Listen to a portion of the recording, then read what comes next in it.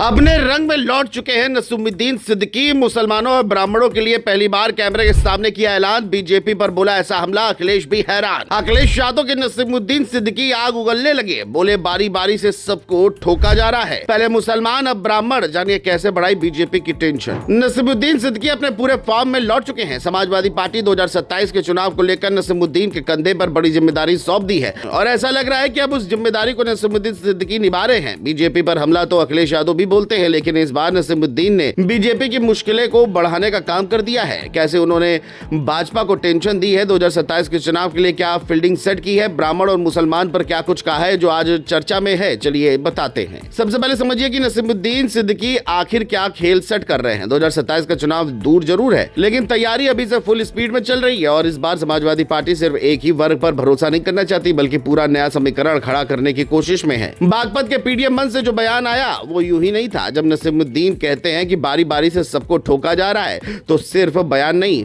बल्कि एक मैसेज है अलग अलग समाजों को एक साथ जोड़ने का। खासकर मुसलमान और ब्राह्मण दोनों को एक लाइन मिलाने की कोशिश साफ दिखाई दे रही है। अब सवाल यह है कि ब्राह्मणों पर इतना फोकस क्यों?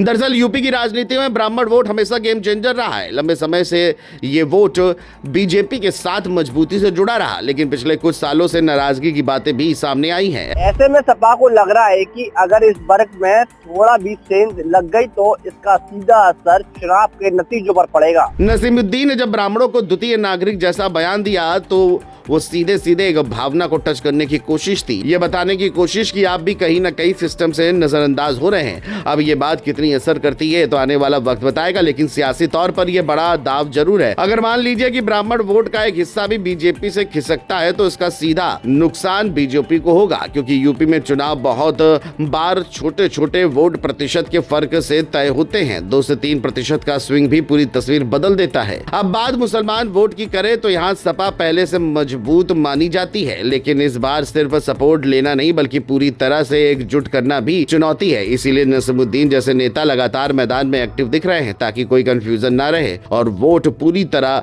एक दिशा में जाए। यानी एक तरफ ब्राह्मणों को जोड़ने की कोशिश तो दूसरी तरफ मुसलमानों को एकजुट रखना, ये डबल स्ट्रेटजी चल रही है और इसी को पीडीए यानी पिछड़े दलित अल्पसंख्यक के फॉर्मूले के साथ जोड़ा जा रहा है। अब बड़ा सवाल है क्या ये फॉर्मूला काम करेगा? देखिए, राजनीति में कोई भी समीकरण तभी चलता है जब जमीन पर उसका असर दिखे। सिर्फ बयान देने से वोट नहीं मिलते, लेकिन अगर लगातार इसी तरह का नैरेटिव बनाया गया, लोगों के बीच बात पहुंची और लोकल स्तर पर नेता एक्टिव रहे तो असर जरूर पड़ सकता है। बीजेपी के लिए एक चेतावनी की तरह भी देखा जा रहा है, क्योंकि अगर विपक्ष इस तरह से अलग अलग वर्गों को जोड़ने में सफल हो गया तो मुकाबला पहले से ज्यादा टक्कर का हो सकता है। और यही वजह है कि इस बयान के बाद सियासत गरमा गई है। एक तरफ सपा इसे अपने मिशन 2027 की शुरुआत मान रही है तो दूसरी तरफ बीजेपी इसे सिर्फ चुनावी बयानबाजी बता रही है। लेकिन इतना तय है, 2027 का चुनाव अब सिर्फ मुद्दों का नहीं बल्कि सामाजिक समीकरणों का भी बड़ा खेल बनने वाला है और नसीमुद्दीन सिद्दीकी ने जो आग लगाई है वो आने वाले दिनों में और तेज हो सकती है।